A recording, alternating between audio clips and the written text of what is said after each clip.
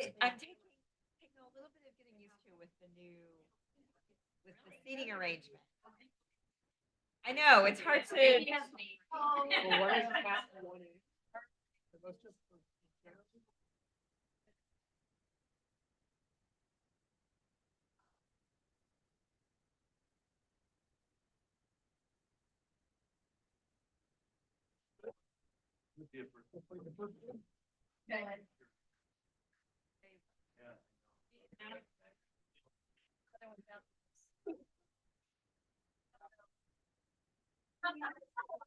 Gavel.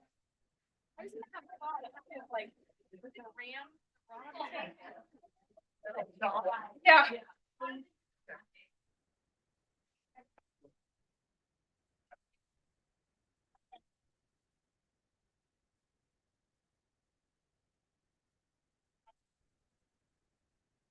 Yeah, what about? All right. Oh, yeah, it's the most beautiful city hall that I've got. It's the whole city. So green light. Deep voices need to be, you'll want to back away from this mic, but if you back away, no one will hear you.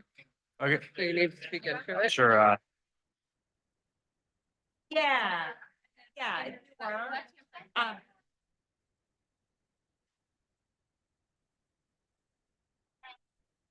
That's new. That's like in the last 6 months, they just upgraded it. And yes. And they also, I think will, when you're speaking, your lighting goes on. I haven't even figured it all out yet. Erwin's got it dialed. But yeah, it's, yeah, we get it on.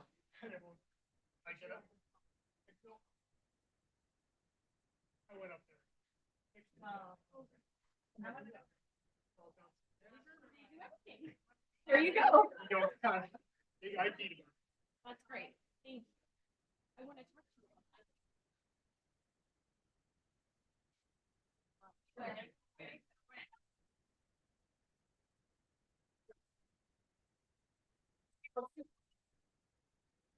We got you.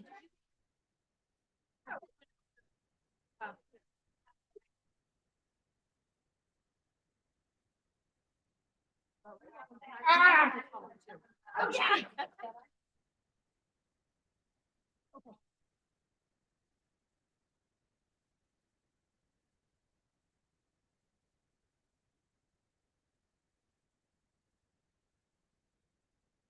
We.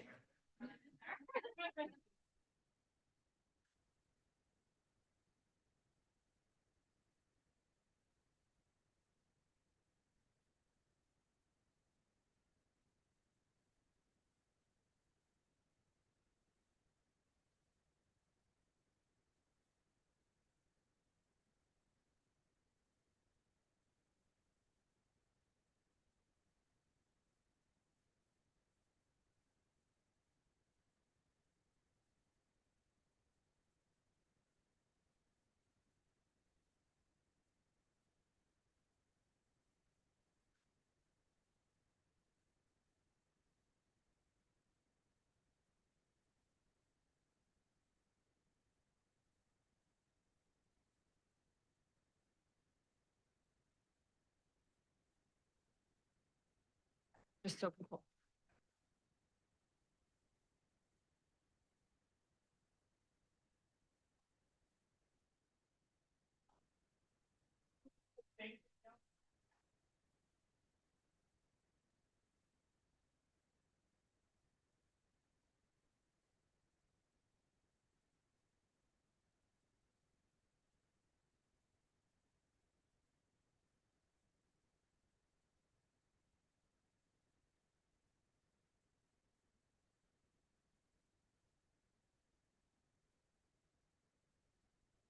All right, it is 6 o'clock, so we will call to order the January 11th meeting of the Capitola City Council. Can I have a roll call, please? Councilmember Clark. Here. Councilmember Kaiser. Here. Councilmember Peterson. Here. Vice Mayor Brooks. And Mayor Brown. Here. Please join us in the Pledge of Allegiance. Allegiance to the flag of the United States of America and to the republic for which it stands, one nation, under God, indivisible, with liberty and justice for all. Thank you. Do we have any additions or deletions to tonight's agenda? Staff has no changes to the agenda this evening. All right, we'll move on to item 3, which is presentations. We'll start with a proclamation honoring Soquel High School's football state championship. This is exciting. We have a proclamation here. It states Soquel High School was established in 1962 and proudly serves students in Soquel, Live Oak, and Capitola communities. The Soquel High Knights football team competes in the Pacific Coast Athletic League of the Central Coast section of the California Interscholastic Federation. The team, which is led by head coach Dwight Lowry, Soquel High alum and former NFL professional, shows their strength both on and off the field, boasting one of the highest academic eligibility rates in the state. The Knights advanced to the state championship in Pasadena on December 8th against Jurupa Hills Spartans of Fontana, California. The Soquel High Knights football team made history, winning the game 28-7 and earning the first state football championship title in school and Santa Cruz County history. The administration, students, coaching staff, and players of Soquel High Knights football all deserve honor and recognition for this accomplishment. And I, Kristen Brown, Mayor of the City of Capitola, do hereby recognize and honor the Soquel High Knights football team 2023 CIF California State Champions Division 4AA. I don't believe there's anyone here to accept the proclamation. However, everyone should know there is a parade celebrating the team on Saturday, starting at 11 a.m. It'll go through the village and end at the bandstand. So everyone, please do come out and honor these young athletes for their incredible accomplishment. Congratulations.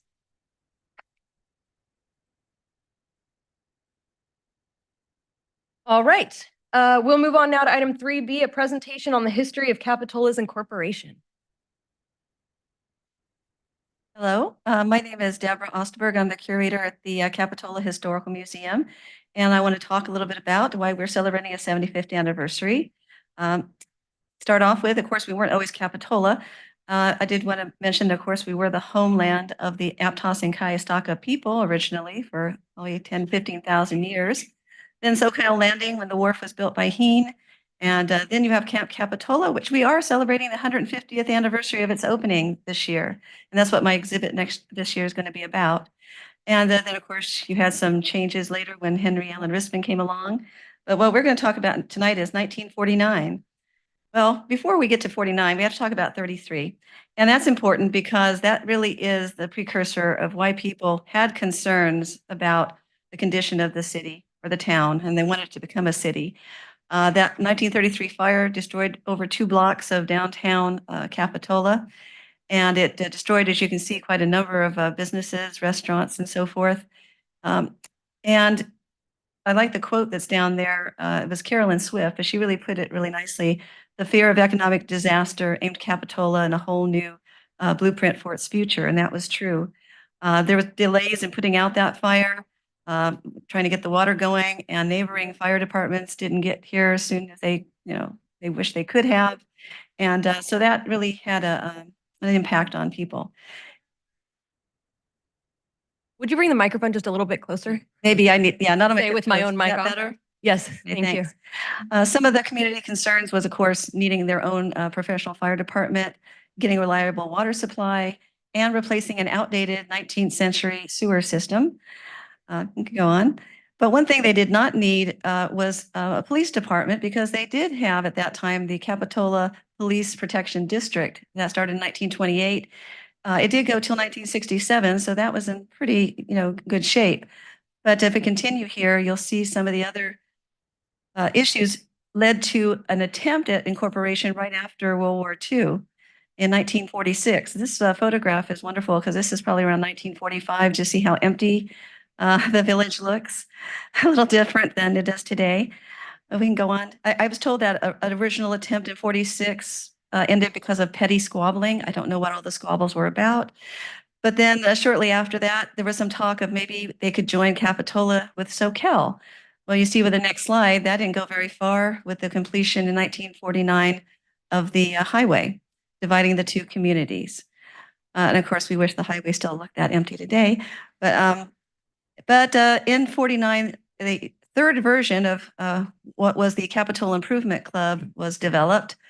This one specifically for going for incorporation.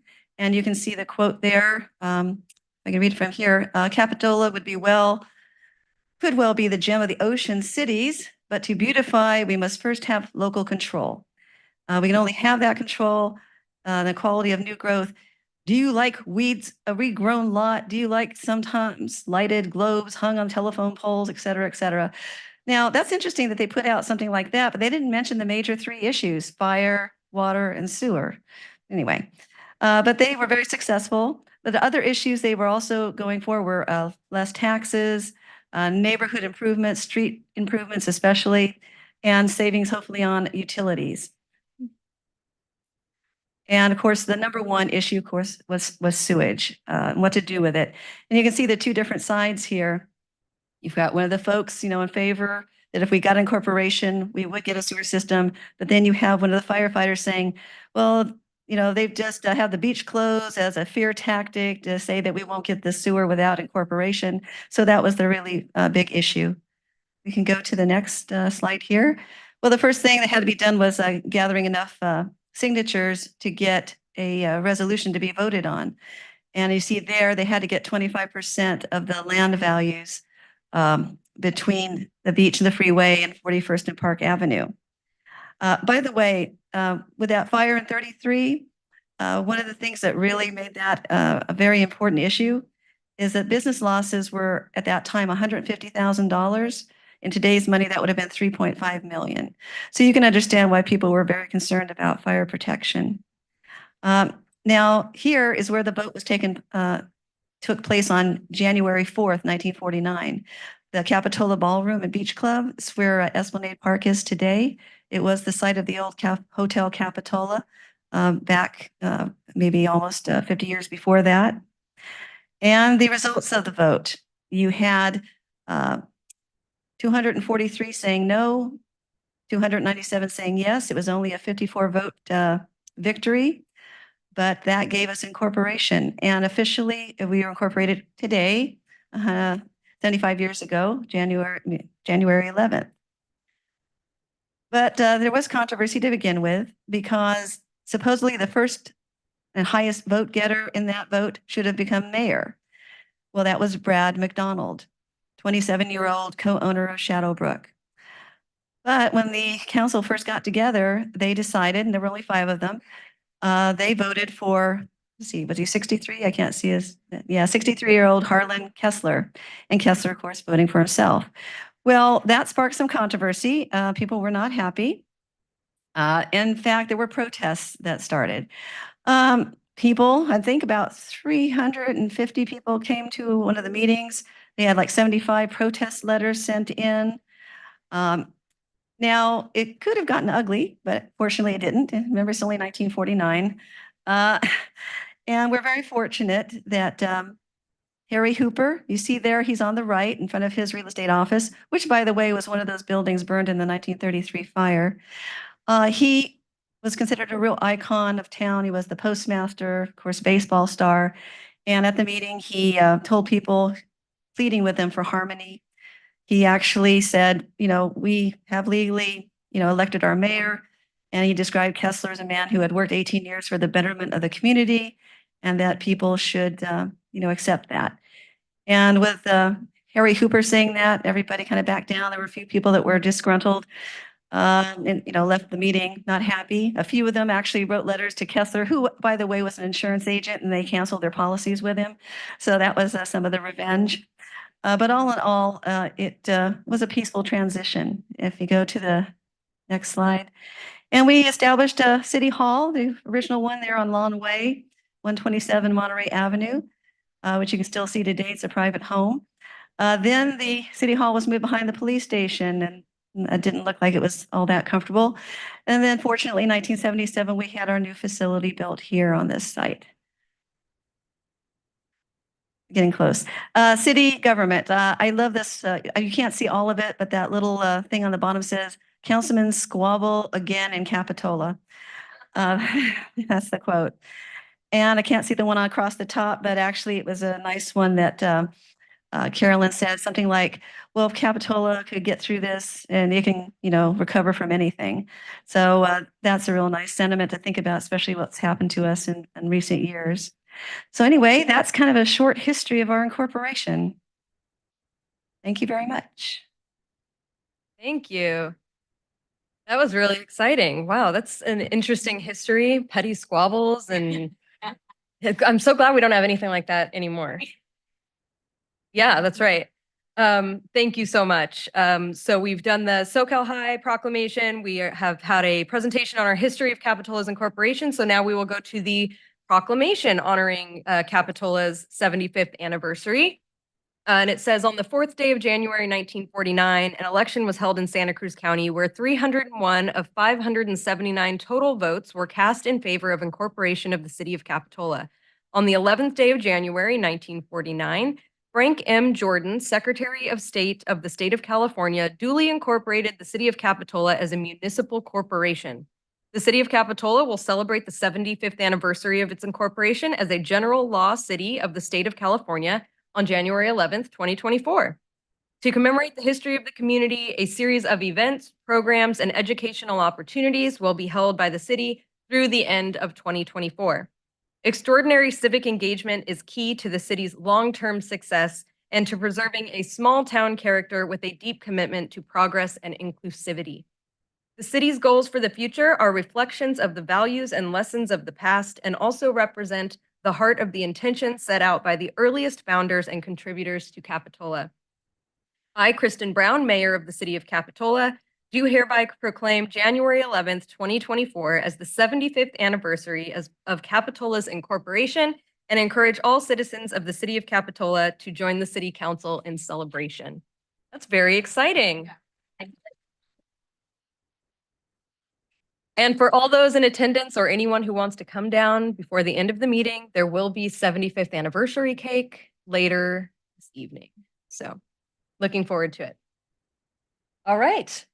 It's going to rival the zoning code update cake, I hear. Watch out. Huh? Gluten-free.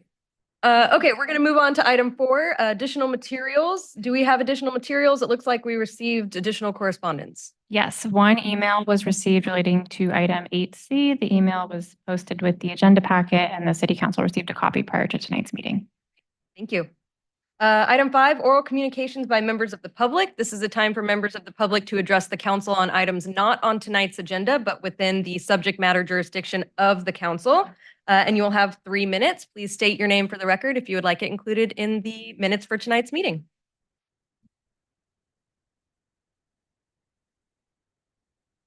Hi, my name is Goran Klapic. I'm an Army veteran. I have an issue here at Jade Street Park, Capitola at the moment. Sometimes I see that there are gang signs and graffiti, garbage signs. Graffiti is different. I'm from Europe. I know what a graffiti sign is because we had to guard them, the graffiti artists, so that they are not attacked by gangs.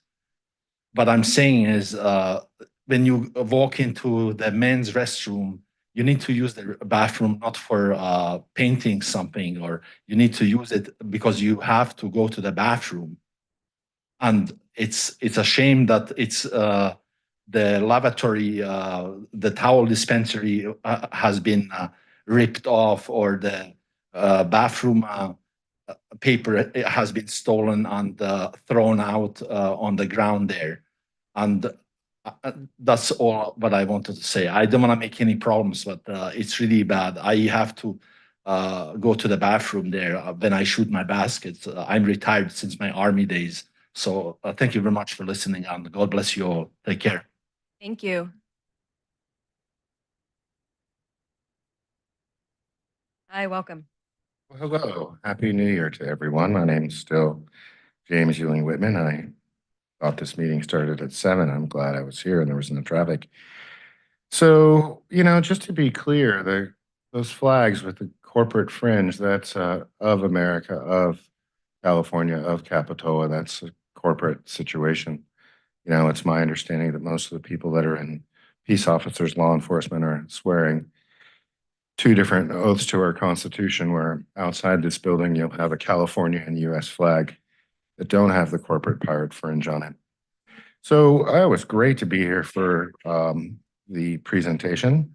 You know, I wrote a lot of things down. Will Capitola recover from anything? Now, the people that lived here 10 to 15,000 years ago, they're gone. So it's been quite an interesting week in the city and county bureaucracies. The last time I spoke at the city of Santa Cruz was at 13 hours, 28 minutes. There was some pandemonium that kind of erupted soon after that. I had an opportunity to probably engage with at least 25 different officers because I was initially there at 12:30 in the afternoon. I spoke at after 2:30 in the morning. I did leave a couple times to take care of some personal business. So I got a hats off for some really creative evil genius. What happened? You know, I also spoke with a lot of individuals that could have been daughters or sons, spouses, mothers or grandmothers. And after the shenanigans, I saw more than a dozen people just really burst into tears.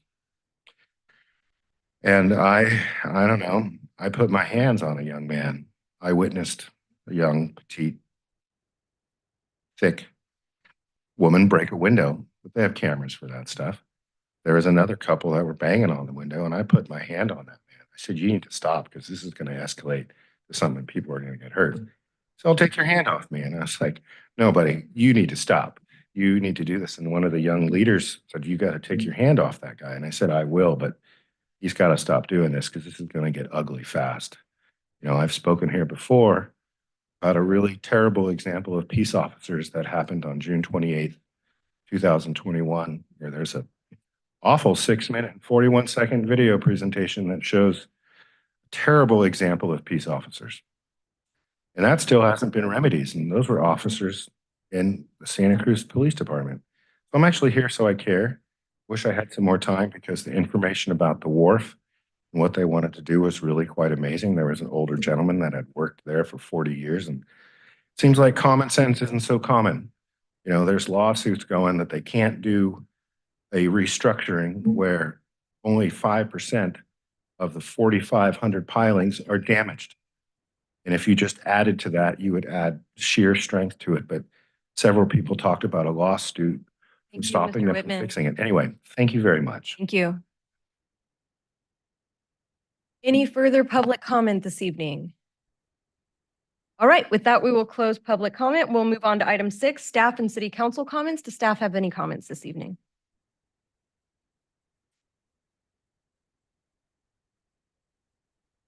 Good evening, Mayor and Council. I have a few updates on traffic safety around the city that I wanted to share with you this evening. The first, that next Tuesday, January 16th, from 6 to 8, we'll be holding a virtual public meeting for the Park Avenue traffic calming study. This is aimed at reducing vehicle speeds and increasing particularly bike safety from Monterey to Coronado. This project's been outstanding. I believe the last time I came to council was November of 2022. Everyone in the adjacent neighborhoods was mailed a postcard last week, and we've received multiple survey responses. The survey is posted on the website, as is the Zoom link to the meeting next Tuesday. Also going on around town is final striping of Capitola Road. It's ideal to wait a couple weeks after you pave a road to stripe it so it adheres appropriately, and then it rained, and then it was Christmas, and now we're striping it. At the same time, we're having the striper go around and hit a few other areas around town. He already striped the Crossroads Loop crosswalk on Bay Avenue. Also dealt with some odd striping up Kennedy, and then is also going to do some striping on Stockton Bridge for the bike lane. And then lastly, the flashing Bay Hill stop signs were ordered and arrived at our yard this week and should be installed late next week. That is all I have on traffic safety for this evening. Thank you. I appreciate that. Is it possible for staff to send the information about the virtual public meeting to council members so that we can share that on our own social media and in other newsletters or however we might be communicating with the public? Absolutely, first thing tomorrow. Great, thank you. All right. Any other staff comments? No? Okay, we'll bring it back to council comments. We'll start down at this side. Any council comments? None? Down here? Nope. Okay. Yeah, go ahead. Just wanted to say Happy New Year, and we're all back here again, which is great. And once again, we were hit with some tumultuous weather, and just a huge shout out to Public Works and our PD for the quick cleanup, the safety measures that you all take, and it doesn't go unnoticed. So I just want you guys to know that we're all super grateful for all of your hard work. And I noticed the bike lane striping today on Capitola, and it's like super bright and noticeable. So it looks good. Thank you. Thank you. All right, and I just want to say briefly, I already mentioned the parade tomorrow for celebrating thank you, Saturday, not tomorrow, to celebrate the state champion SoCal High Knights, 11 a.m. in Capitola Village, rain or shine. See you there. And then I wanted to share that this evening, I will be adjourning tonight's meeting in honor of Jerry Bowles, who recently passed away. Jerry was a Brookville Terrace resident and was instrumental in the purchase of the park by the residents in 1973 to make them a resident-owned park. He served the wider county as a strong advocate for mobile home parks. He was a founding member of an organization called Resident-Owned Parks, and he served 3 counties as well on the ECHO Board of Directors, the educational community for HOAs. Brookville Terrace held a clubhouse dedication for Jerry last week, which I attended along with our former mayor, Stephanie Harlan, and several friends and residents, including former Mayor Harlan, shared their fond memories of Jerry, who will be greatly missed by his community. So I will be adjourning tonight's meeting in Jerry's honor. Okay, we will move on now to item 7, which is our consent agenda. These will all be enacted on by one motion as listed on our agenda. I believe we don't need to, it was public comment for this was included in the initial public comment period, so we will entertain a motion. I can move the consent. Second. We have a motion and a second. We don't need to do roll call anymore, right? We can just do voice votes. Okay. We have a motion and a second. All in favor say aye. Aye. Any opposed? Any abstentions? Motion carries unanimously. All right, we'll move on to our general government and public hearings, and we'll start with item 8A, which is an update on the December 2023 winter storm event. Good evening, Mayor and Council members. As an end cap to our year here at the city, we had another storm event that we'd like to update you on. Next slide, please. So like many storm events, we knew this one was coming ahead of time. We had high swell on December 28th, 2023. That was a Thursday. It was a high wave event leading to storm surges. It affected the village and the low-lying areas along Soquel Creek. And the police department issued an evacuation warning, though there was no evacuation needed for this event. Next slide, please. Some proactive measures, some lessons learned from our January 2023 storms was really issuing these evacuation warnings in a timely manner to coordinate effectively between Public Works and police early on. The police department was very much involved in the OR3 meetings ahead of the event, and Public Works was very much prepared for the oncoming event days ahead of time. Pre-event preparation, active monitoring to mitigate potential damages, and then also public awareness, really putting out on our social media, and then also, forgive me, I am not in the police, but the warning system that we have was also utilized for this event. Nixel, thank you.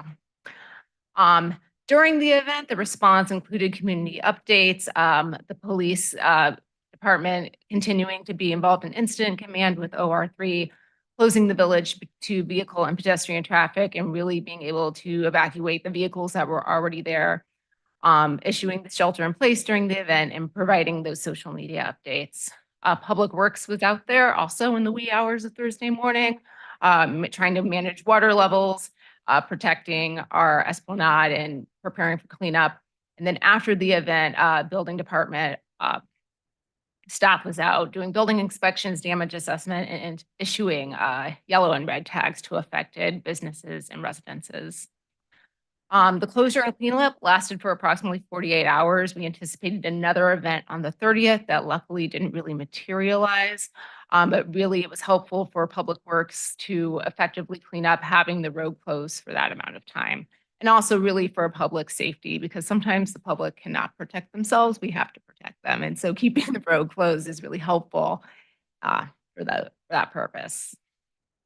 As far as damage assessment goes, private damage assessment, there were 4 yellow tags issued, 3 commercial and 1 residential.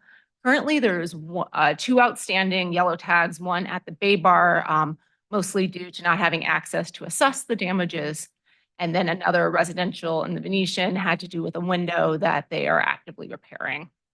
2 red tags were issued and are still outstanding for 2 residential units directly adjacent to each other in the Venetian. Those were damaged in January 2023 and are in the building permit process, which will now also need to include these additional damages.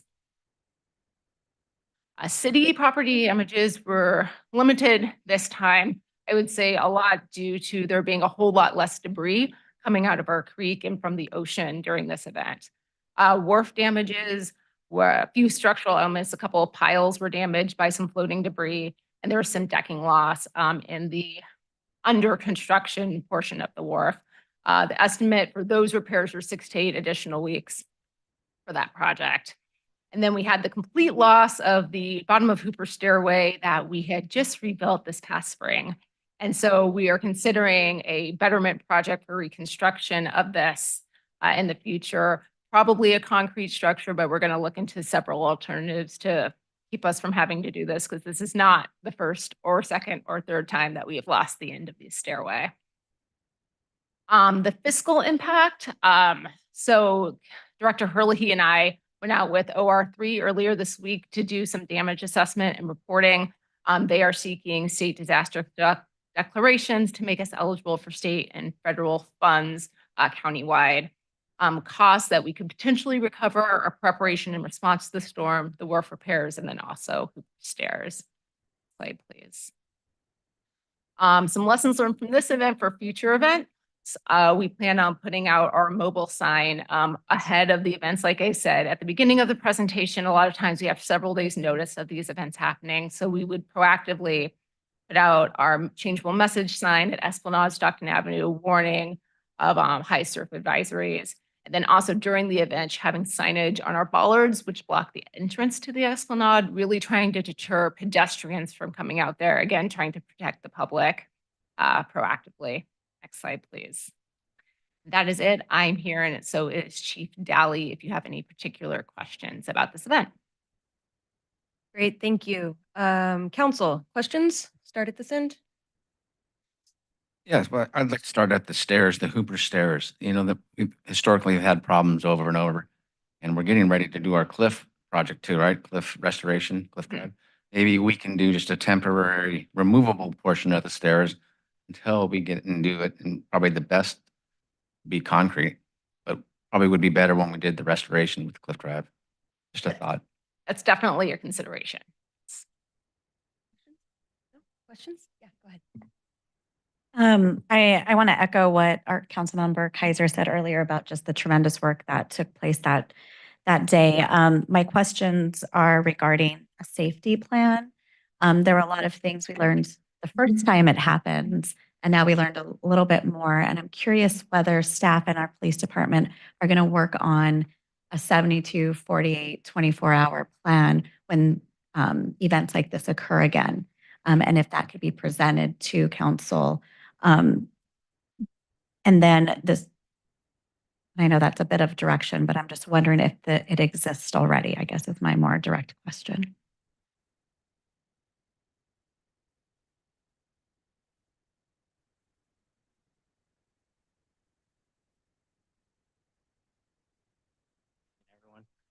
So the idea at this point is for specifically like a weather event, OR3 will give us some notice of that. And so when we have that first meeting, we'll have an idea how far out whatever event that we are going to have. And so once we have that first meeting, we're going to try and put in enough public notice. So at this point, when we looked, whether it be like 72 hours in advance of like whatever the storm is. And so there's a lot of variables, especially with weather patterns.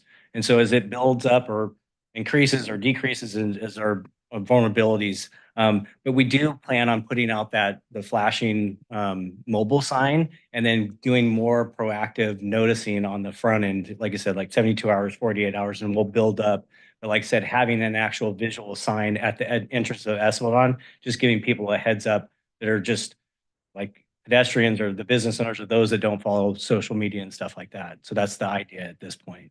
Okay, so, and I can give further direction when we get to that point, but the question remains, do we have a safety plan, a plan for our Public Works Department? It sounds like the answer is there's no formal plan at this time.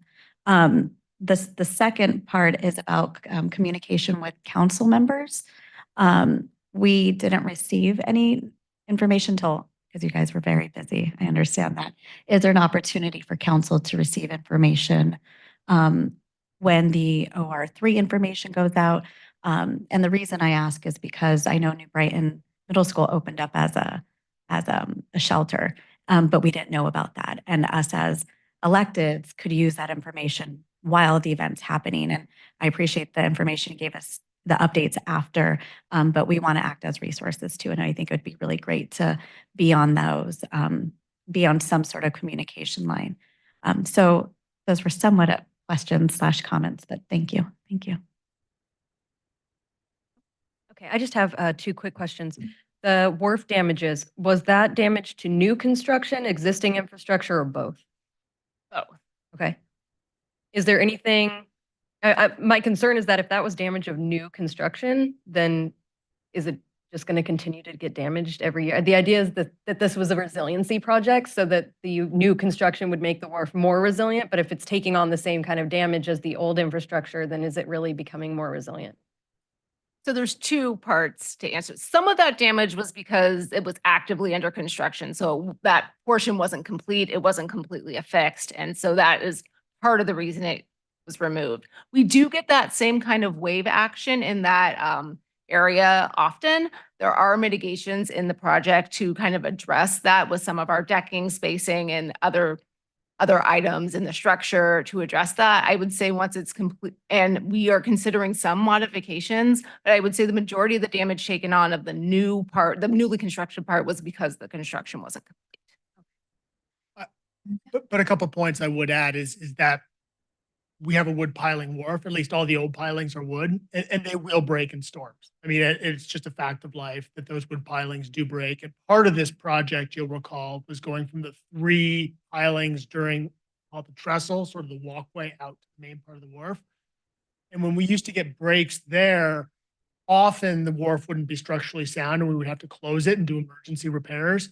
When the project is done, we're going to be 6 pilings wide, which adds a lot of redundancy, so that hopefully we can lose a piling or 2 and we don't have to do an emergency repair and sort of be kind of on the hook to quickly fix it. So in a sense, we are always going to probably see some pilings break. I know the city of Santa Cruz sees pilings break in high storm events, but the goal here now is that we have more redundancy, it's stronger, and then if they do break, we don't have to be under the gun to get it done as quickly, and we can maybe bundle the projects and do it more cost effectively.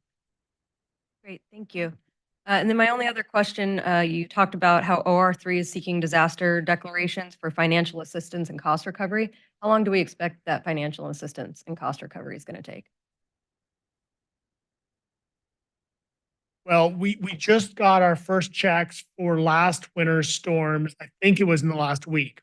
So that was about a year. If it was on the same timeline, that's probably a reasonable estimate. I do know that that's actually relatively quick in FEMA land. I think that the county is still struggling on getting some of their CZU fire reimbursements. All right, great. Thank you so much. No additional questions? Okay, we'll take it to public comment. Is there any member of the public that has any comments on this item? Welcome back. Thank you. My name is still James Whitman. So with the repairs and storm surges, you look at this picture right there, and would suppose that bridge is probably only 16 feet above the creek. It's my understanding, being in the supervisors meeting, that the Capitola Pier, the walkway, is 19 feet above the average of the ocean, where the main wharf is 23. So although I don't think it went through, they were suggesting widening the wharf a little bit, because then that was an opportunity to have an emergency repair area, to make something that was brand new, and only 5% of the 4,500 piers that have been there 100 years were damaged.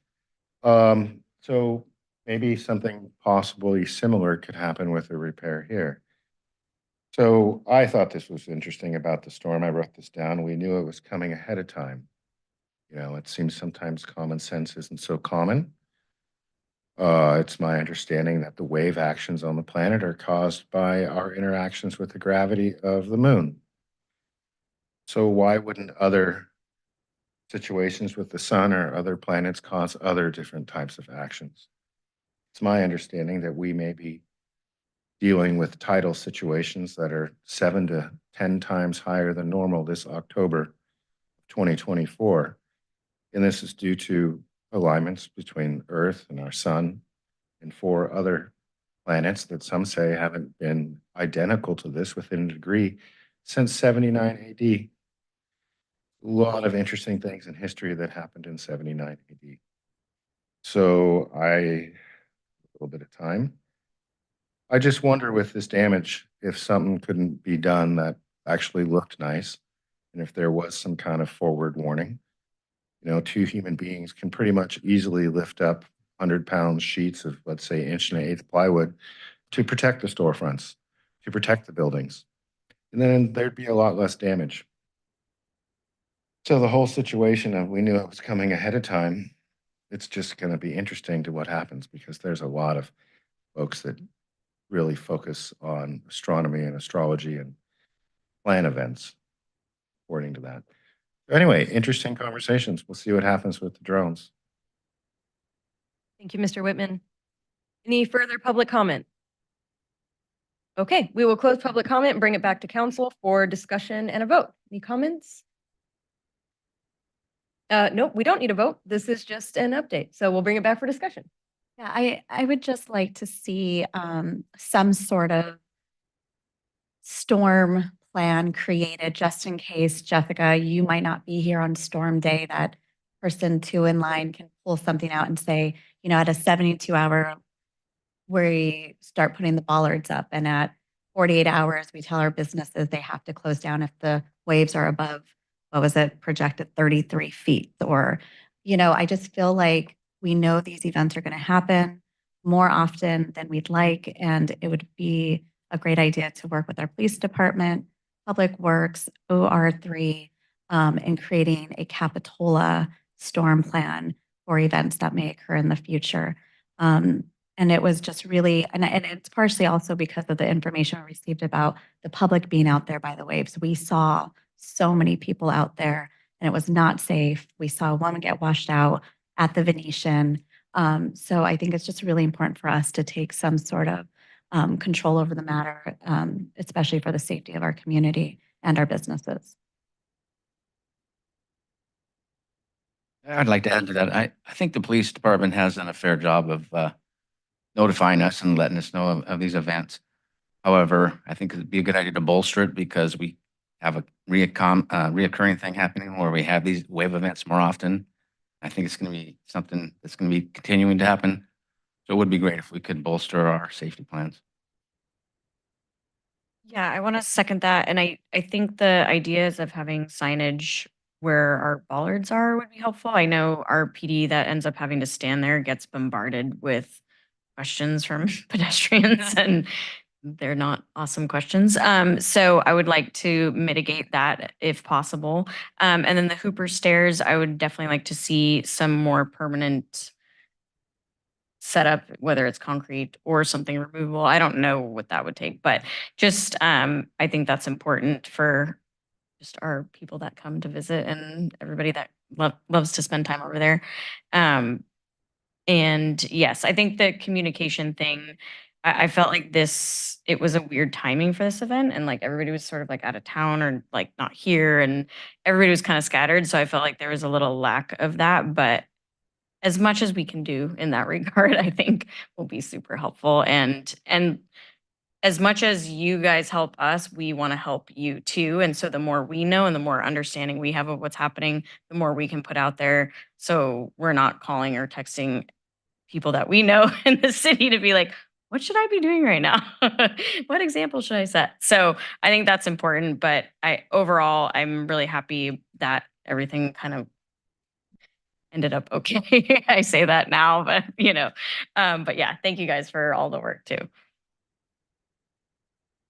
Yeah, I'll just say, for better or for worse, this wasn't our first rodeo. So I was impressed with the preparations and the recovery, how quickly the village was reopened.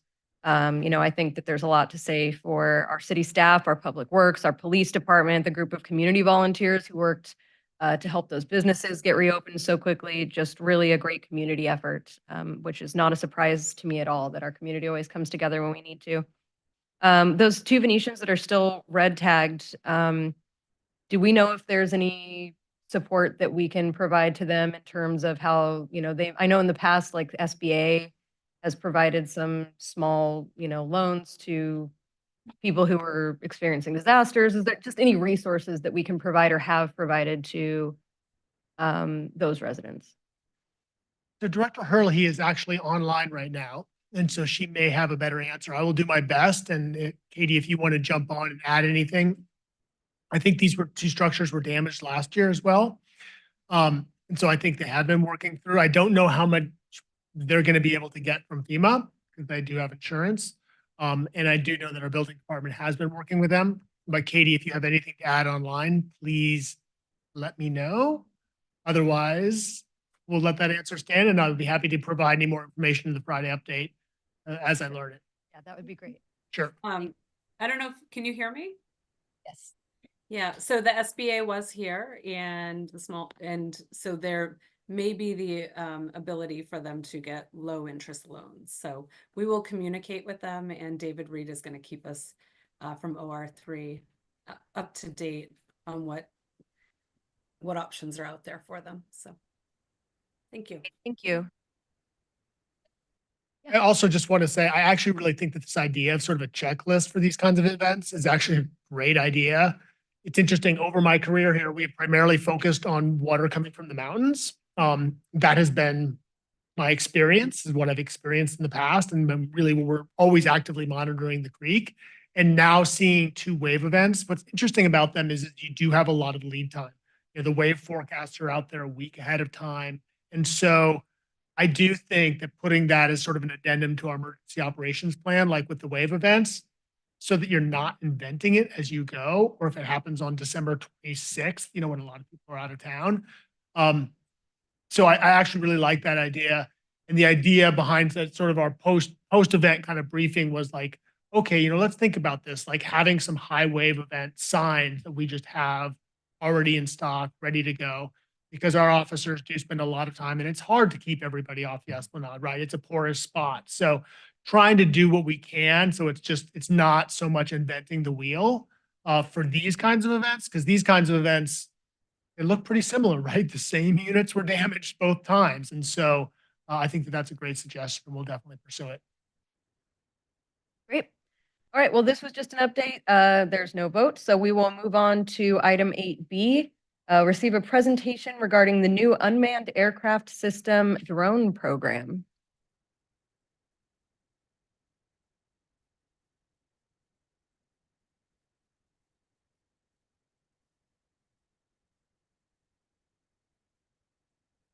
Evening, Chief. Good evening, Mayor and Council.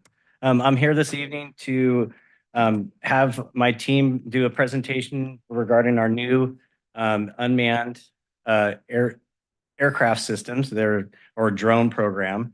And so right now I have Sergeant Newton, who's been one of the, he's a pilot now, but he's been one of the officers that helped kind of bring this program together. And then Captain Kilroy is going to also follow up, and he's going to be our coordinator for the program. So they've put the presentation together, have put a lot of time and energy in looking at the policies and procedures and stuff like that, and have done a lot of work and started bringing this team together. And so, like I said, I'm really excited to bring this program forward and give you a little overview of kind of what's going on with it. So with that, I'm going to hand it over to Mr. Newton, and he'll take it from there.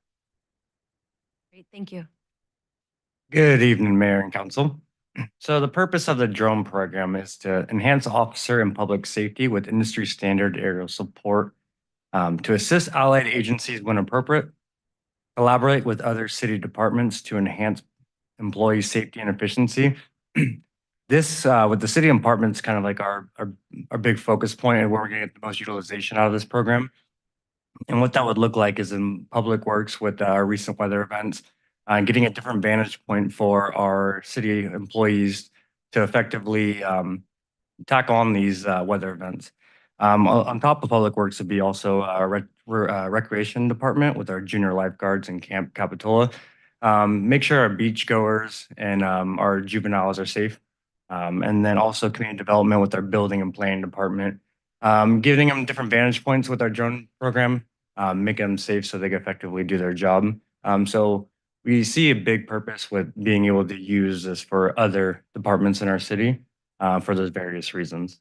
Next slide.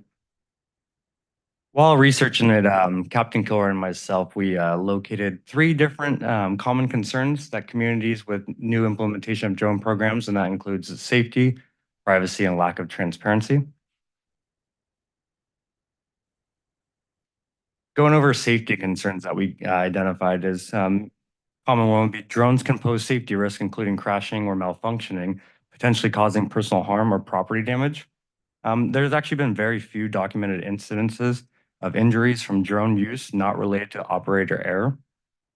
Our operators are trained FAA Part 107 remote pilots, and there'll be also monthly training in accordance with CBT training plan, which myself and Captain Kilroy will be developing here in the next few months. Drones could be weaponized against the public. That's been a common theme that we've seen. But the FAA regulations prohibit attachments of weapons to drones for civilian or law enforcement use. Next slide, please. Another one will be privacy concerns. Capturing images and video footage of people in private places. Absent exigent circumstance or a warrant, our policy prohibits the intentional recording of images at any location where a person would have reasonable expectation of privacy. Routine patrols of high crime areas or even entire cities / Santa Cruz County. Routine patrols are prohibited by policy. And also drones could be used to conduct warrantless surveillance. Policy prohibits random surveillance, and camera is only in use during authorized operations. And lastly, transparency concerns. Capitol Police Department will not fully be transparent about our drone program, including policies, procedures, extent of drone usage, performance, and results. Our UAS program policy, directive, and usage reports will be posted to the public transparency webpage. Transparency may lack key details such as drone capabilities, including thermal imaging.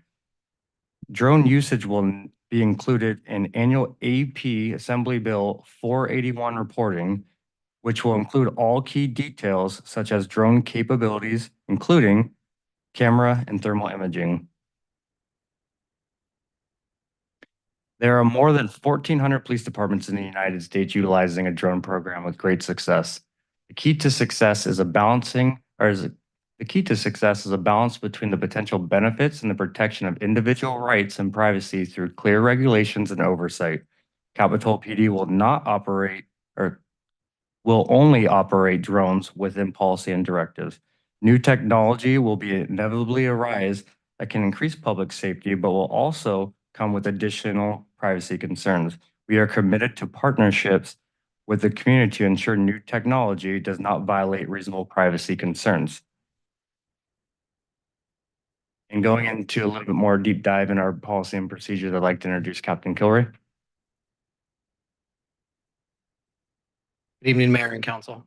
You guys see me okay, or should I find a platform? All right, just to go over our policy and procedure. The purpose, obviously, is to promote a safe and efficient and lawful use of any UAS within our control. And we want to ensure safety in all operations, and that's safety for the public, for property, for first responders, and for our own equipment. Next slide. Some definitions that you'll see if you look at our policy and directive. Program coordinator, this is the position that I hold. It is appointed by the Chief of Police. The responsibilities include managing the UAS program and ensuring compliance with all regulations, training, safety, and data management. A remote pilot is a person that's actually exercising control over the UAS. So that's the pilot that's in charge of the controller itself doing the flying. A visual observer is a person responsible for the visual observation of UAS in flight. So if we do have a visual observer, this will be somebody who is not flying the aircraft, but is watching the aircraft, looking for any danger and helping the pilot mitigate any issues that might arise. FAA 14 CFR Part 107, commonly called Part 107. This is required for individuals to operate a UAS commercially, so being on the clock and being paid. And it ensures knowledge and skills meet FAA regulations. So this is a certification that's issued by the FAA for remote pilots. Next slide, please. So prohibited use. These pieces of equipment will not be used for random surveillance. We won't be doing any kind of profiling, harassment, and they will not be used for personal use. Next slide. So some authorized missions will include, but are not limited to, crime and collision scene documentation. This would give us an aerial view of either of these as needed. Response to hazardous material incident. This would allow us to get in closer to any sort of hazardous material spills to evaluate without putting personnel in danger. Public safety and life preservation missions. This could include water issues, missing persons, et cetera. Actually, we have missing persons on there, but any potential hazards to life. Disaster response and recovery efforts, kind of self-explanatory. Allied agency requests, including fire, surrounding law enforcement agencies, we will assist with authorization. Any missions related to in-progress crimes, training, creating recruitment or social media related content, and collaborating with other city departments. Next slide, please. So our mission operations, a general mission, as we're flying, the camera will be focused only on mission relevant areas. The UAS will only be operated by certified remote pilots. And again, those are those of us that have successfully passed training and received our Part 107 certification. All PD mission flight telemetry will be recorded to a software platform that we're going to be using called DroneSense. However, we won't necessarily record all the data for training or demonstration flights. Next slide. If we have pre-planned mission requests, this will have to come through either the program coordinator, which would be me, or Captain Ryan, the chief, if needed. And this would be something, if you think along the lines of a planned search warrant or something like that, is what this would be covered under. An ongoing fresh investigation would be not considered pre-planned. On-duty active mission authorization. So something that happens while our pilots are on duty. The UAS can be deployed, on duty and actually responding to a call. The UAS can be deployed during active and emergency incidents. And if that is the case, the remote pilot will notify their watch commander or supervisor. Indoor operations, this will be limited to emergencies or with supervisor approval. They'll be performed under the same standards as the on-duty active mission that we covered on the previous slide. And just so you know, when flown indoors, drones do not fall under FAA regulations because you're no longer operating in FAA airspace. For training, our training sessions will be scheduled by the program coordinator or appointee. We will establish a monthly hours requirement, and these trainings may be self-directed as long as they fall within the designated training plan. And training flights will be considered pre-authorized. So if an officer knows that he needs to meet his training for the month, he has pre-authorization to do said training. Next slide. So addressing data, civil rights issues, and privacy, data retention and processing. Recorded mission data will be evaluated for evidentiary value. We're not going to keep something that's not deemed valuable as evidence. Evidence will follow departmental data retention requirements. Those are laid out in policy. And evidence transferred to physical, or any usable evidence will be transferred to either physical storage media and or evidence.com, which is a cloud-based evidence database that we use. Protection of privacy and privacy concerns. So civil rights and privacy are always going to be protected, and all operations will be consistent with local, state, and federal law. Next slide. So I do have one proposed policy edit that was brought to our attention. So under section 613.4, describing the program coordinator. So the change would be what's underlined in the second bullet point to read, the program coordinator will ensure that the policies and procedures conform to current laws, regulations, and best practices as outlined in the U.S. Operating Procedures Directive, and then to continue on with additional responsibilities. Next slide.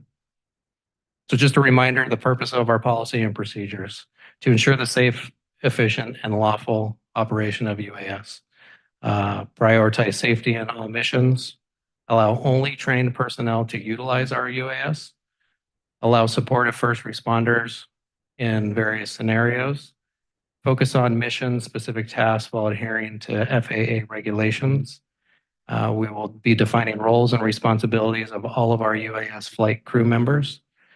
We'll emphasize the importance of safety checks prior to any flight and address data retention, privacy, and weather considerations prior to flight. And we will also establish flight time limitations to ensure the well-being of our flight crew. We don't want anybody who's fatigued going hands-on with any of our equipment. Next slide. So I'll just give you a brief overview of the equipment that we are going to start the program with. So we will be utilizing DJI drones. DJI has a very high reputation of quality while being fiscally responsible, to put it lightly. So for our exterior flights, outdoor flights, our plan is to use the DJI Mavic 3T, which has thermal imaging capability. Interior, we'll utilize the model Avata, and for training and interior backup flights, we'll use, it's called a Mini 2. So here's what the Mavic 3 looks like. It gives just a brief example of what that thermal imaging looks like. So our primary use for that will be on the interior. It'll give us about a 45-minute flight time. And it does have a 56 times hybrid zoom camera along with the thermal camera. The Avata, it will be used for indoors. Like I said before, we can get about 18 minutes of flight time out of it. It's got a wide angle of view, first person view, goggles to utilize indoor searches. Next slide. And then here's the Mini 2. As you can see, when they're folded up, they're about the size of the palm of my hand. They're very small. And so these will be our training drones. They're inexpensive. So if there's damage done there, it's not a hard pill to swallow to have a replacement purchased. And we can use them as backup interior drones. They have a little bit longer flight time, but the camera capabilities are a little less. Next slide. So our funding to launch this program, we are using the Supplemental Law Enforcement Services Fund. Our initial budget from that fund is $15,000. That will cover the initial equipment purchase, training for 4 additional remote pilots, training for 2 program coordinators, that's Sergeant Newton and I, and then training for 2 program trainers to make sure that all of our pilots are up to speed on training. That will also be Sergeant Newton and I. And then we may request periodically funding through our Public Safety Foundation with approval from the Chief of Police to supplement training and equipment needs. Next slide. So our first collaborative effort with the city manager's office was a video where Sergeant Newton and I captured some footage, and Chloe was kind enough to put a very nice video together celebrating Capitola's 75th anniversary.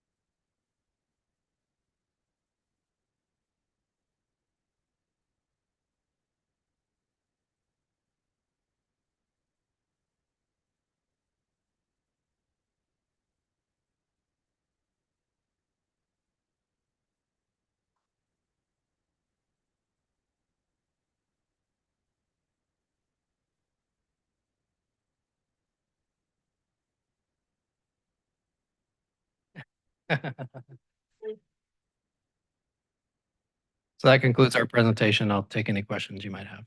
Thank you. I love the Happy Capitola reference. That's never going to get old. Uh, any questions on this side? I have a whole suite of questions. Okay. First of all, I'd just like to start because I am going to ask a lot of questions by saying this is great technology. I think it can really enhance the safety of police officers and our community at large. I just wanted to preface my questions by that. But I want to know first, can the drones be used for real-time facial recognition or automated license plate readers? No, they cannot. Okay. They cannot. And then I had a question on the bullet point that said that the mission flight telemetry recorded on DroneSense software. Could you tell me a little bit about DroneSense, what the purpose of that is, and if it's available to the public? Sure. I'll answer that from last to first. It is not available to the public. It's a law enforcement UAS management platform. DroneSense is the name of the company. And like I said, it's a management platform. It integrates with the controllers of the drones. It records flight telemetry. So it not only records speed, direction of heading, elevation, but it actually tracks the flight on a map, makes a record of it, flight time, etc. And all of that data is stored within the DroneSense platform, and it allows us to pull periodic reports that we can then post to the transparency page to show what our law enforcement missions were, and we can add notes. What was the reason for the flight? What did we observe? Was any evidence collected due to that flight, etc. It also, the DroneSense platform helps us manage the equipment, helps us manage training. It keeps track of every single pilot when they log into the drone.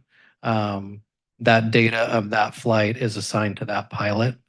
So it just allows for pretty in-depth tracking of each flight, the pilot, the mission, and the equipment. Great.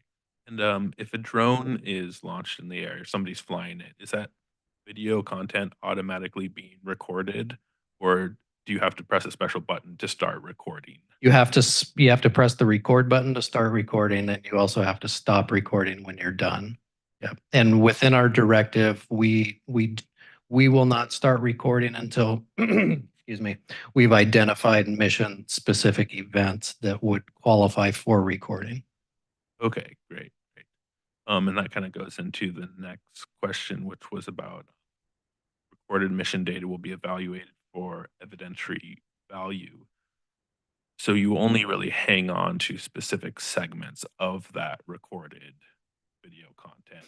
So an overall, the way that we would want to do it, if we were to get a call for a drone to assist with an investigation or a call in progress, we'd launch the drone. We would identify a potential area that needed to be recorded. We'd start recording.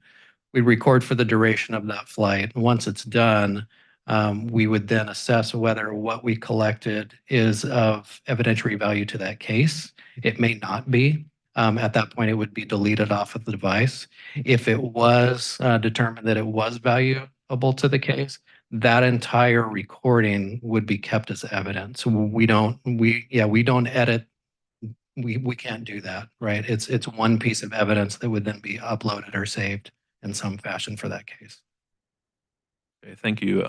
Yeah, and I would just add that it sounds like the policy is designed around this, but I think drones should be used very sparingly.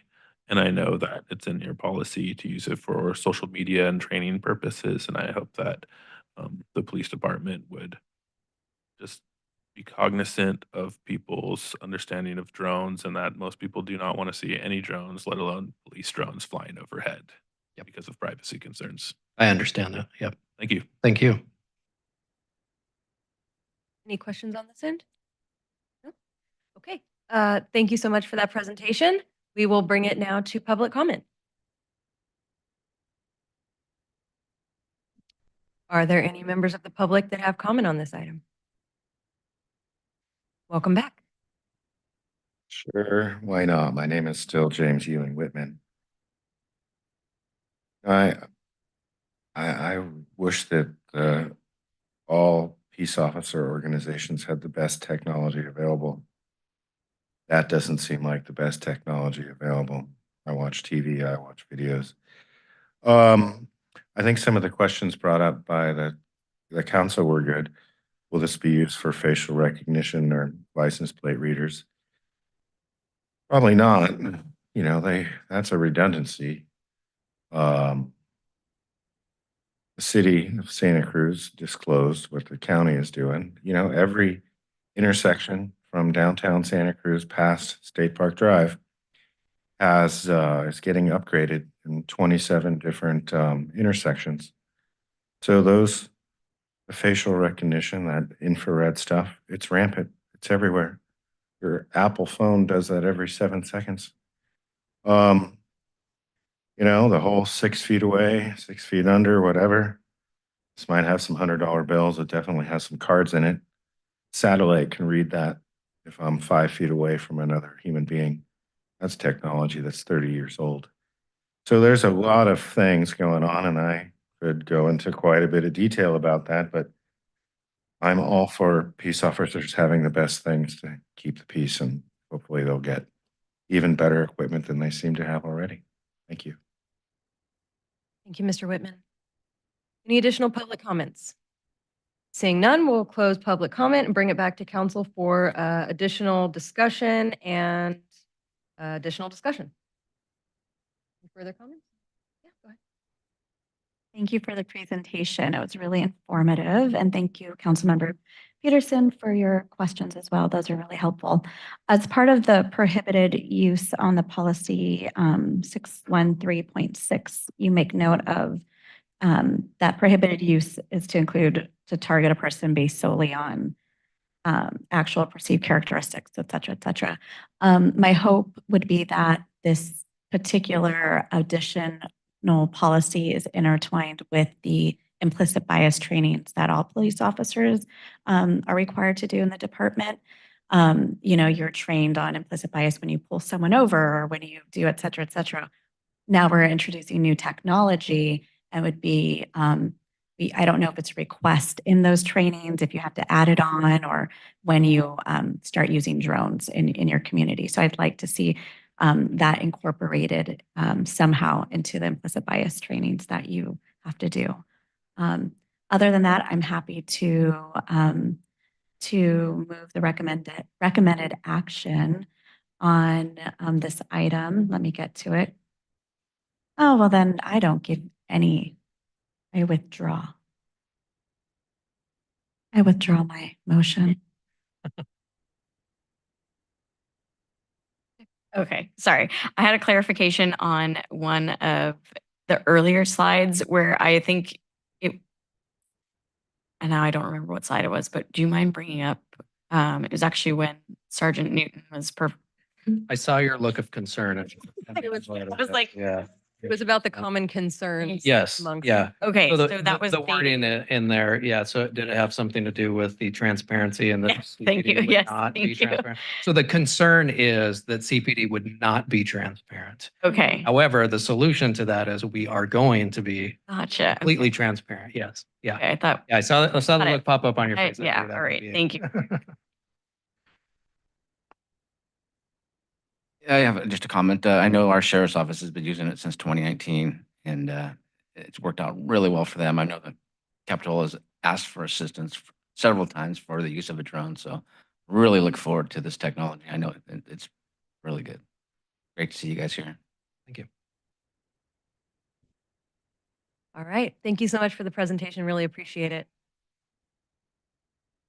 We'll move on to item 8C, provide direction to staff about remote participation options for members of the public at City Council and Planning Commission meetings. And we'll go to staff for presentation. Good evening, Mayor and City Council Julia. members. There's no PowerPoint for this item. So just to briefly recap, on October 26th, during our regularly scheduled City Council meeting, our city was targeted by what's called a Zoom bombing, and we received numerous comments via Zoom that included non-inclusive, hateful language. Following that meeting, the city council provided direction to staff to temporarily suspend Zoom public comments. Zoom public comments are not required by law. It was something that the city had incorporated as a courtesy for residents. Since then, we have received public comment during city council meetings requesting that the city bring it back. So it is here tonight for city council discussion and direction back to staff. I prepared a survey of cities that have received Zoom bombings. It was included with the staff report, and a copy was also printed for your review this evening. Approximately 65 different agencies, not always cities, sometimes school boards, have experienced Zoom bombing incidents in 2023. Some of those agencies have received multiple targeted experiences. Of those, about 38 of them, so about half, have temporarily or permanently suspended the use of Zoom for public comment during their meetings. So this is something that continues to be an issue throughout the state. I'm available for any questions, but this item tonight is really for an opportunity for you to discuss and deliberate and provide direction to staff. Great, thank you. We'll start with questions. Questions at this end? Go ahead. My thought is it would be great if we still kept it at least temporary, if not more, but until things get better, until there's better technology for Zoom, identifying where the calls are coming from. And looking at this list, it looks like that would be the appropriate thing to do to continue until maybe it changes a bit and gets a little bit safer for everybody. For my own clarification, continue with allowing Zoom comments or continue as it is right now? Revisit it later. I see what you're saying. Okay. Yeah. Perfect. Thank you. Questions? No?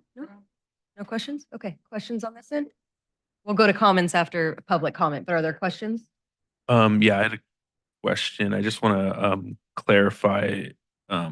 This is the most up-to-date list of dates, right? So there hasn't been anything since October. Is that correct? So I initially collected the survey data after our city council meeting. So this was collected in November. I have not, there have been multiple cities that have been hit multiple times. And so with so many cities removing Zoom as an option for public comment, sometimes that prevents it from happening again. So I can't say since December when the last time I think the last time I updated this spreadsheet was in late November. Julia, have you reached out to the League of Cities to see if there's been any movements with the governor's office in regards to, because we're allowed to have Zoom and public comment that way. Have you received any updates from the League of Cities? So our city manager actually shared this spreadsheet with our representative from the League of Cities. I'm not sure because we're not required to have Zoom as a public comment function. It's an option that we provided as a courtesy to residents to allow for further inclusivity. So there's no legal requirement for us to maintain Zoom as a public option. I'm not sure if the league has chosen to focus on this in this year as an option to review. So then my follow-up question would be for our attorney, has there been any updates to the on the legal end of things we can do to protect ourselves or to stop the comment as they come in? No. Okay, thank you. Okay. If there's no further questions from council, we will bring this to the public for public comment. Welcome. Yes, my name is still James Ewing Whitman. That was October 26th. I was here. I listened to that. That actually was pretty ugly. There's a lot of ugly things going on now, which is quite the catch-22. I didn't know what this list meant, but I was looking at it before it started. I'm like, wow, I'm so glad that we're bringing this up. So during the lockdown, there weren't a lot of public meetings. I remember showing up for the first time at the city of Santa Cruz, where 7 of the 11 individuals had probably heard me speak 150 times in front of them, but 0 times in the last 2 years. So if something else happens, how are we going to be able to communicate? And I'll say directly on Tuesday, I wasn't there the whole time, but I was at the city council after showing up at the county at 8:30 in the morning, from 12:30 until about 4 in the morning. That's a long time. As I said, my comments were at 13 hours, 28 minutes before the pandemonium. As far as controlling free speech, I think that Rowan Atchison, about 10 years ago, did a very important communication. He felt next to food and water, next most important thing was free speech, more important than a roof over your head. So I left to take care of some work business, and I had a nice speaker, remote Bluetooth, state of the art 2023 handheld weapon. That's a great Motorola tool. And it cut out on me like 30 times in less than an hour. And I don't know. I mean, I definitely went into a concrete building for a while, but it's very frustrating when the technology's not working. And I'm in disagreement that the Zoom and the surveillance stuff, they know exactly who's making those calls. They're not sharing the technology. So as ugly as it was, what I heard, I'll tell you flat out, to be in a room of over 100 people and to witness more than a dozen women just really burst into tears about the really evil genius of how they changed the plan for the ceasefire in Palestine, occupied Palestine. I'm not for a ceasefire, but I'm not talking about that right now. I'm here for accountability. And if something else happens and we don't have access to communicate with you folks, you should be responsible for what you say. I try to be careful with what I say. And I can actually thank Mr. Clark for giving me some good guidance. We had a laugh about that, and I thank you a lot for that. So it is important that people can communicate with you. And you guys seem to have pretty thick skin, not as thick as some other people maybe, but I think it's great that you guys have the skin of the thickness that you have. So I'm glad that I made time to be here today. And because this is going to be an outstanding year. And my understanding is there's a lot of censorship going on. And I think people should be accountable for what they say, but they should be able to say it. Thanks. Thank you. Any further public comment on this item? Seeing none, we'll bring it back to council for deliberation, and we'll start down at this end. Comments? Thank you. Yeah, I do have some comments. I think that Zoom is a really important asset to our community. I think it helps our residents become more involved with local government, which is really important. I also think it creates an avenue for elderly and disabled to have access to the chambers in a convenient way. Because looking at this data, if the date of collection is correct at the end of November, that shows us that it's been approximately 1 month since there were really any incidents. There's only one incident in November, being on November 1st. The rest happened in September and October. So based on that, I would suggest that we regather the information, the latest data, and revisit this. And if all of the incidents happened in September and October, and there haven't been any recent in the past 2.5 months or so, I would recommend that we reopen Zoom for public comment. Thank you. Any comments? You want me to come back? No, I was just doing a quick search to see if there's been any, and I think that information would be helpful. I think my personal opinion is that we would wait to gather some more information from staff to see if there have been any more incidences occur. My concern is just that with the issue I brought up with the attorney, that nothing's been done to protect our community or from hearing hate speech via Zoom. There's no protections in place for anybody at this time. So I'd like just to see an update maybe in February or March, just to gather enough information and time. And I can do my own anecdotal research as well in the meantime as well. Thank you. I agree that people shouldn't be silenced, and that is why we have other modes of communication within the council. We receive emails quite frequently throughout the weeks, months leading up to meetings. It doesn't mean that those voices are not heard. And if anybody, like Mr. Whitman stated, he was here that day that we got Zoom bombed, and it was horrific. And I don't think that anybody should ever be subjected to sit and listen to any type of hate speech whatsoever. So that being said, I am totally welcome to some more current information as far as who is still receiving these types of calls. And quite frankly, it doesn't really matter where they're coming from. They shouldn't be allowed within these chambers personally. So I'd like a little bit more information as far as if there's any more recent happenings, and then if anything legally starts to come up for the safety and protection of those that are involved in the meetings. That's good information too. So I'm fine to revisit in a couple months and just see sort of what the climate looks like then, and go from there. Thank you. Yes, I'm in agreement with pretty much everybody. We do have to just wait to see what happens with the technology on Zoom, even though Zoom's a company and it's not a process, but it would be nice if we could move a little bit forward before we open it back up. Great. So I have a couple thoughts, and I'll start by saying that I agree with the idea of gathering additional information. If we could find out not only, between now and let's say that we can revisit this in Q2, so the first meeting of March.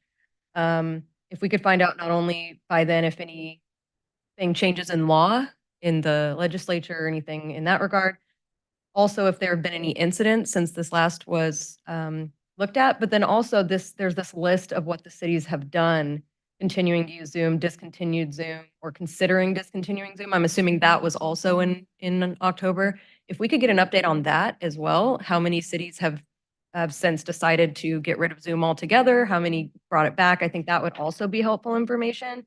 So if we could bring that back in March. I'll say that hate speech, while protected by the First Amendment, is stressful and demoralizing and in some case frightening for people who are targeted by it. And I feel like if someone is emboldened to speak in such a way, then let them do it in person, where they are identified and accountable for their actions, rather than, hiding behind the cloak of anonymity that Zoom sometimes allow. I think people are often willing to cater to their worst instincts when they feel that they are safe behind that kind of anonymity. And it's often seen in cyberbullying on social media, in this case, Zoom and call-in comments. It's cowardly, but people do have the right to say what they would like to say. And so while we certainly welcome and support free speech, I would encourage people to be accountable for what they choose to say by saying it in public when people know that it's them.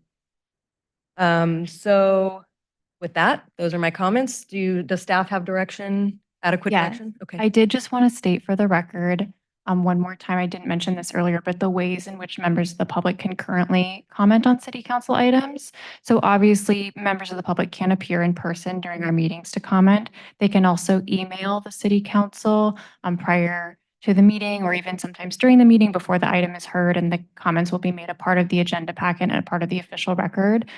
We often forget that this is a way that members of the public can comment, but they can always come and drop off handwritten notices to us or handwritten communications to us. We'll scan it and deliver it and make sure it's made a part of the record.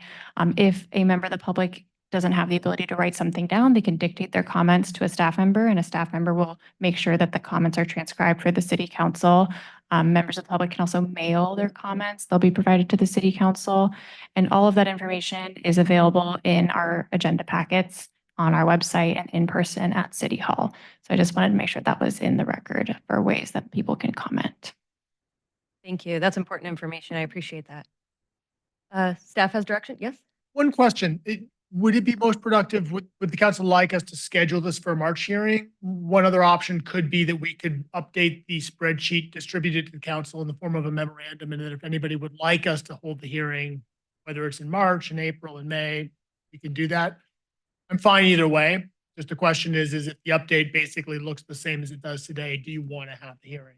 Just trying to offer another option. I will say too, as cities decrease usage of Zoom, it does tend to decrease the number of Zoom attacks we have. So that is a little bit of a correlation there.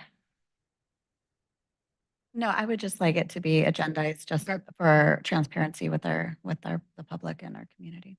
Of course. Yeah, go ahead. Yeah, I just wanted to say, the attacks or incidents were really difficult. It's probably the most difficult time in city council that I had. It was frightening. It was terrible. I don't want to give a platform to this kind of hate speech, especially when we have so much, so many terrible things going on in the world, and more hate speech is the last thing that we need. But I do just feel like if it's not going to be an issue, we should find that out as soon as possible, and we shouldn't let racist and hateful people take away privileges from our residents. So I would say if it keeps happening, if it's something that is an issue, yeah, let's wait until it's not. But we should find out if it is, and then if it happens again, I would be fully in favor of removing Zoom again, because I don't want to platform hate speech. But I also don't want racists or Nazis or whatever they are to make it so somebody is inconvenienced on speaking their mind to us who may be, unable to get here in an easy way. So I'll explain a little bit of my thoughts. Thanks. Right. Thank you. So I think staff has direction from council. So we will move on. Thank you. We'll move on to item 8D, city council appointments to advisory bodies. Julia, is that you again? Back to me. To close out this evening, tonight I do have a city council appointments to regional and city advisory bodies. As you probably will recall, Capitola is represented on various multi-jurisdictional boards by members of the city council. These boards and committees are established by other codes or bylaws, not by the city, although city council members and sometimes staff members have seats on those boards to represent the city's interests. In addition to those multi-jurisdictional seats, the city council holds seats on 3 of our city advisory bodies: the Financial Advisory Committee, the Commission on the Environment, and the Art and Cultural Commission. In addition to that, there are 4 multi-jurisdictional groups to which the city council has seats on. However, the city is not the appointing body to those groups. The appointing body is the Santa Cruz County City Selection Committee. And so tonight, for your review and consideration, we would like to review, affirm, and make appointments where necessary to the city's advisory groups, to the multi-jurisdictional advisory groups, and we'd also like to make recommendations for future city selection committee appointments, so that when the city selection committee meets and has the opportunity to appoint somebody from Capitola to that group, that we have a name kind of already drafted and ready for that meeting when it takes place. So to start us off, I thought I'd start us off with an easy one, is the city advisory bodies. So there are 3, like I mentioned before: the Finance Advisory Committee, Commission on the Environment, and Art and Cultural Commission. The current 2023 appointees are listed on the screen here, and then there's a blank spot for the 2024 appointees. For the FAC, the bylaws state that the mayor and vice mayor are the appointed people unless they do not wish to serve. One of them or both of them do not wish to serve, in which case other members of the city council could be appointed. So I will wait for your guys' discussion and deliberation for this before we move on. All right, thank you. We'll start at the top with the FAC. I'd like to remain on the Finance Advisory Committee, and I'll turn to Vice Mayor to see, under bylaws, do you want to join or? I wish to join. All right. Sorry, Councilmember Peterson, I know. Okay, 2024 appointees will be myself and Vice Mayor Brooks. Commission on the Environment, Councilmember Kaiser. She'd like to remain.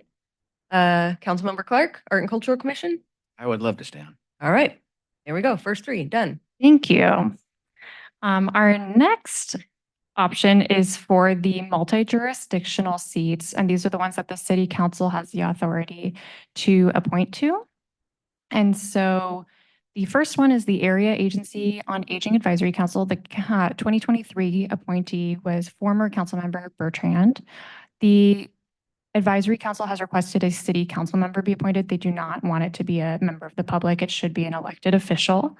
The Arts Council is the next group. The Art and Cultural Commission had appointed Roy Johnson to be the city's representative, so the city council just has to ratify that appointment. Zone 5 Conservation District, currently it is Mayor Brown with Joe Clark as the alternate, and Library Financing Authority, also currently Mayor Brown with Councilmember Clark as the alternate. So I'll wait for your guys' discussion. All right, Area Agency on Aging Advisory Council. Any takers? Anyone interested? I'll be happy to serve. Vice Mayor Brooks? Arts Council, I'm sorry, I was writing down some of what you were saying, but I missed. Did you say that Roy Johnson is So going to the- remain? The Art and Cultural Commission made the recommendation that Roy Johnson should be appointed, so the council just has to affirm that appointment. I'm I spoke to Mr. Johnson and he wants to continue. Great. And he very enthusiastic. So yeah, it'd be great to stay on. wonderful. We confirm appointment remains? Great. My recommendation would be sort of take all the names down, take public comment, and then you can kind of vote on the whole slate at the end. Oh, are we voting on this? Okay, cool. Let's continue taking names. Flood Control, Library Financing Authority, I'll remain on those. I'm happy to remain as the representatives. Councilmember Clark, are you okay with remaining as the alternate? I am.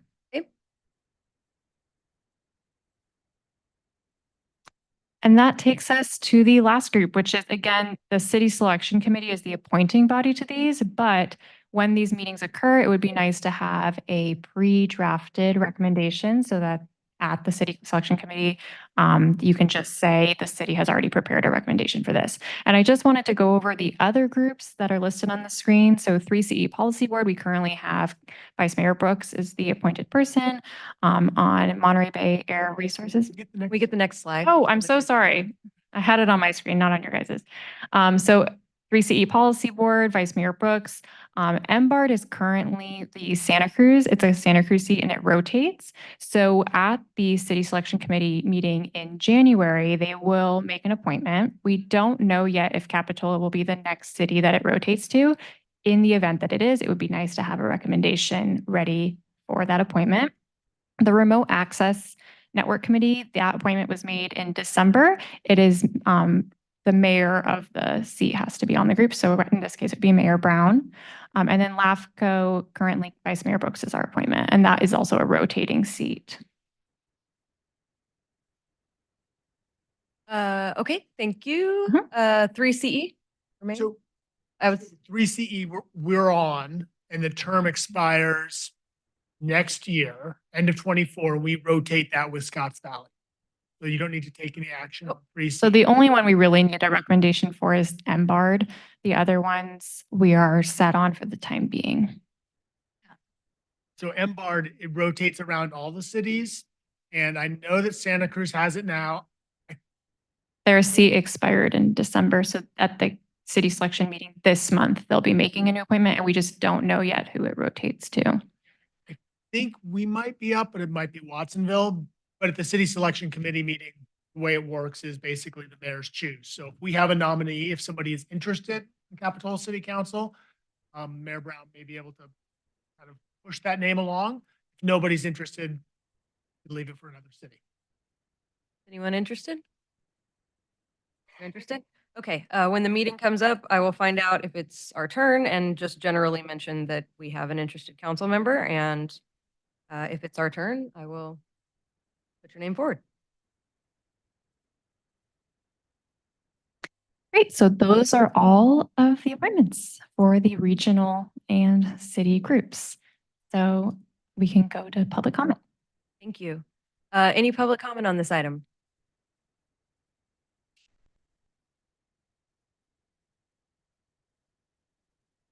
Yeah, my name is still James Ewing Whitman. I wish more members of the public were here. So far, I've been really polite. I will continue to be so. You may not like what I'm going to say, but listen to it anyway. So, trying to filter through, find out what I've said, who actually censored me on the 12th. That was a phone call. You guys have meetings where you're meeting different groups. Maybe there are these mentioned.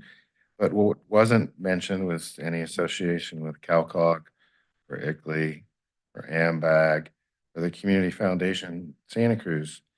So I'm just making that statement. There's a lot of different things going on. I've already talked, given you guys information about the powers and weaknesses of being a charter city or county.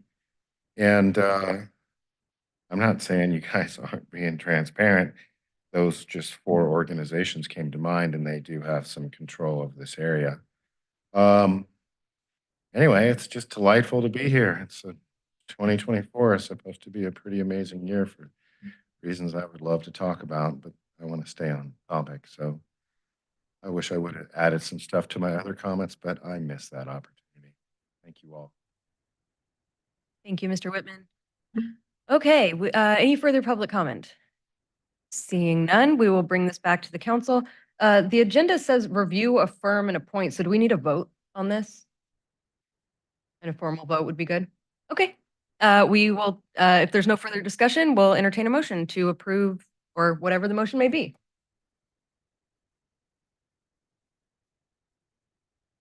I actually wanted to discuss. Okay, discussion. I was curious about the bag expiring in 2024. When would we discuss that? Next year.